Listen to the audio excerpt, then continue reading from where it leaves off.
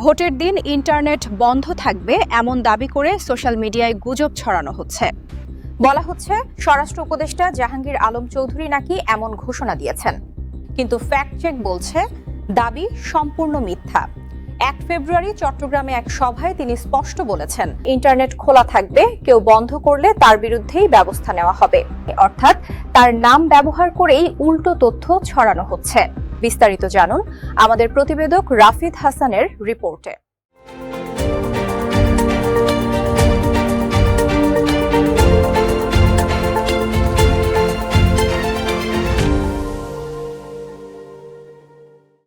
ভোটের দিন কি মোবাইল ডাটা বন্ধ থাকবে, ইন্টারনেট কি ব্ল্যাকআউট করে দেওয়া হবে?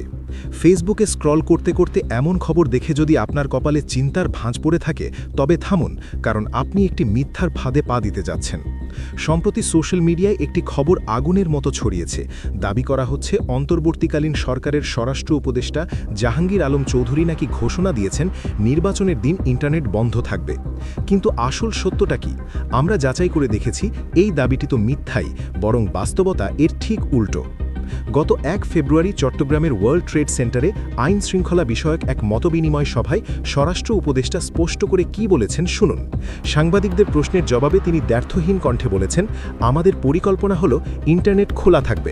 ইন্টারনেট যদি কেউ বন্ধ করে, আমরা উল্টো তাকেই আইনের আওতায় নিয়ে আসব। অর্থাৎ যেখানে তিনি ইন্টারনেট বন্ধকারীদের বিরুদ্ধে ব্যবস্থা নেওয়ার হুঁশিয়ারি দিচ্ছেন, সেখানে তার নাম ব্যবহার করেই ছড়ানো হচ্ছে ইন্টারনেট বন্ধের গুজব।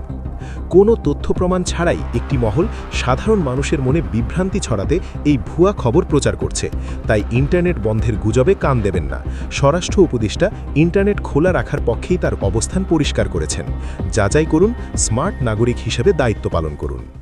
একটি ভুল তথ্য সমগ্র সমাজকে বিভ্রান্ত করতে পারে, তাই তথ্য যাচাই করুন, গুজব থেকে সতর্ক থাকুন।